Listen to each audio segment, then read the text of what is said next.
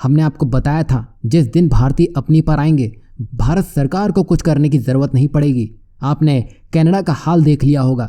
भारतीय students Canada को छोड़कर अब यूरोप और अमेरिका को चुनना शुरू कर चुके हैं, जहां कनाडा अब अर्श से फर्श पर आ चुका है। वहीं भारत ने मालदीव को अभी तक बड़ा जवाब नहीं दिया है। यही वजह थी कि वो इंडिया आउट बोलता चला गया। लेकिन जब भारत के प्रधानमंत्री नरेंद्र मोदी ने लक्षद्वीप में कदम रखा है, मालदीव की उसी दिन से उल्टी गिनती शुरू हो चुकी है।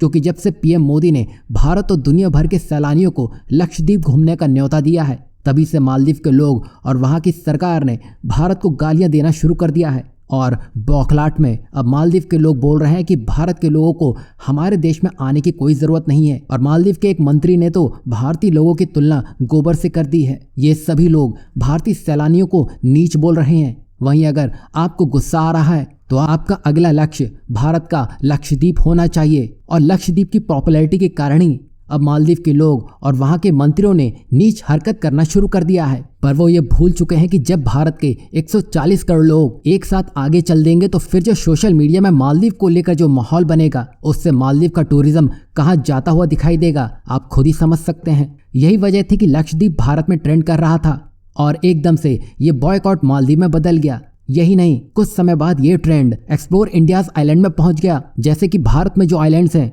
वहां हम भारतीयों को जाना चाहिए, जैसे अंडमान, लक्षद्वीप, दमन दीव। वहीं जहां प्रधानमंत्री नरेंद्र मोदी ने लक्षद्वीप की खूबसूरती को सामने रखा, उसके तुरंत बाद भारतीयों ने लक्षद्वीप की खूबसूरती को दुनिया के सामने ला दिया। वहीं हमने आपको अपनी पहली वीडियो में भी कहा था, अगर भारतीय सेलिब्रिटीज मालदीव से हटकर लक्षद्वीप को प्रमोट कर दें तो उसके बाद की कल्पना तो आप कर ही नहीं सकेंगे, क्योंकि उसके नतीजे चौंकाने वाले होंगे। जिसमें हाल ही में अक्षय कुमार, सलमान खान, जॉन अब्राहम, श्रद्धा कपूर से लेकर सचिन तेंदुलकर और आकाश चोपड़ा ऐसे कई भारतीय हस्तियों और सोशल मीडिया इन्फ्लुएंसर ने मालदीव का बॉयकॉट करने का ऐलान कर दिया है। यहाँ आप देख सकते हैं जो बात कही गई थी वही होना शुरू हो चुका है।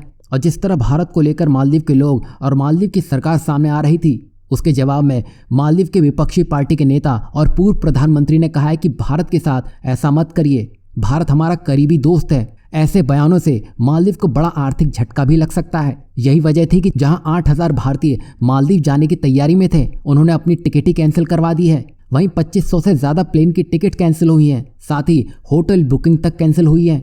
और जब ये सब हुआ, मालदीव की सरकार को सामने आना पड़ा और उन्होंने अपने तीनों मंत्रियों को ही पद से निकाल दिया है। यहाँ आप देख सकते हैं भारत की सोशल पावर को, जहाँ सिर्फ 2 तस्वीरों से ही किसी देश की अर्थव्यवस्था को गिरा दिया गया है। और यही है भारत की असली ताकत। वहीं भारतीयों ने ये करके दिखा दिया है।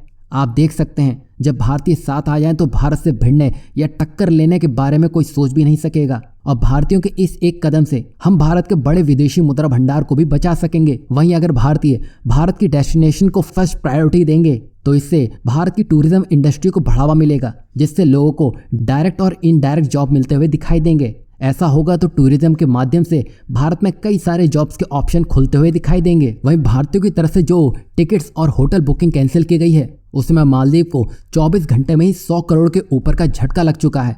और ये तो बस शुरुआत भर है। अभी तो कुछ लोगों को ये पता भी नहीं है। जैसे ये बात फैलेगी, जो 8000 की संख्या है उसको 20,000 से 50,000 पहुंचने में देर नहीं लगेगी।